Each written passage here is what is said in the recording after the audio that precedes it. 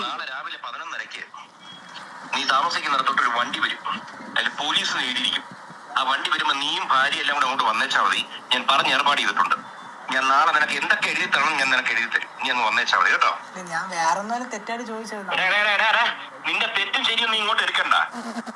നീ എന്റെ മോളെ ഇപ്പൊ വിളിച്ചിട്ട് നീ അനാവശ്യം പറഞ്ഞില്ലേ? നീ എന്തോ വരത്തി നോക്കണ. ഞാൻ ഒരു അനാവശ്യം പറഞ്ഞില്ല. അല്ലല്ല പിന്നെ നീ എന്താ പറഞ്ഞത്? ഒരു സെക്കൻഡ് നിന്നോട് നീ റെക്കോർഡ് ചെയ്തോ? മൊത്തം റെക്കോർഡ് ചെയ്യും. അതിനെനിക്ക് പുല്ലാണ്. നീ എന്താ ഇപ്പൊ വിളിച്ചു പറഞ്ഞ നിനക്ക് പേപ്പർ എഴുതണ? ഏത് ചാനലാണ് വന്നത് നിന്നെ പറ്റി? നിന്റെ ഭാര്യയെ പറ്റി ഏത് ചാനലാണ് വന്നത്? ഞാൻ മറ്റേ നമ്മളെ ന്യൂസ് ചെയ്തുണ്ടല്ലോ, അതിൽ നോക്കിയാൽ ദിയ ചേച്ചി ഇങ്ങനെ ഇതായിട്ട് പറഞ്ഞ് ഒരു ഇതായിട്ടുണ്ട്. ഏതിലാണ്? ഏത് ചാനലാണ് വന്നേ? ഞാൻ പറഞ്ഞുതരാം. പിന്നെ വേറെ കാര്യം ഇന്ന് ആരുടെയാണ് മറ്റേ എന്താ വെഡിങ് ആനിവേഴ്സറി? ആരുടെയായിരുന്നു ഇന്ന്? വെഡിങ് ആനിവേഴ്സറി ഇല്ലായിരുന്നു. എന്താ ആരുടെയാണ് ഇന്ന്? ആരാണ് അവിടെ? ഇതേ എന്ത് ചെയ്യേണ്ട? നീ ഇന്നലെ എത്ര രൂപ തന്നത്? ഇന്നലെ 8,72,000 ആണല്ലോ. ഇന്ന് കണക്കെടുത്ത് ഞങ്ങള് 1 കോടി രൂപ ഒരുമിച്ച് ഇവിടുന്ന് പോയിട്ടുള്ള ക്യാഷും ഇവിടുന്ന് സാധനങ്ങള് എത്ര സാധനം പോയിട്ടുണ്ടെന്ന് കണക്കെടുത്ത് ഞങ്ങളിന്ന്. നിങ്ങള് വേറെ കച്ചവടം നടത്തുന്നത് ഇവിടുത്തെ സാധനം കൊണ്ടുപോയിട്ട് ഇവിടുത്തെ ഗസ്റ്റുകളുടെ കൂടെ നമ്പർ എടുത്ത് അവർക്ക് നിങ്ങൾ കച്ചവടം ചെയ്യുന്നല്ലേ?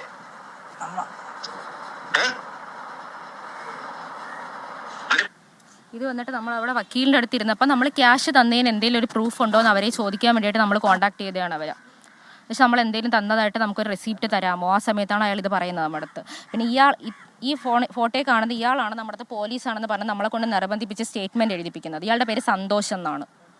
ഇയാളുടെ വീഡിയോ ഉണ്ട്, ഞാൻ വീഡിയോ കാണിച്ചു തരാം. ഞങ്ങളെ കൊണ്ട് നിർബന്ധിപ്പിച്ച് 3 ചെക്കുകളായിട്ട് തരണമെന്ന് പറഞ്ഞ് ഇയാളെ എഴുതിപ്പിക്കുന്നതിൻ്റെ വീഡിയോ. അല്ല, ഈ 8,82,000 പോരാതെ 15 ലക്ഷത്തിൻ്റെ 3 ചെക്കുകൾ. ഞാൻ വേണമെങ്കിൽ ഇയാളുടെ വീഡിയോ റെക്കോർഡ് തരാം.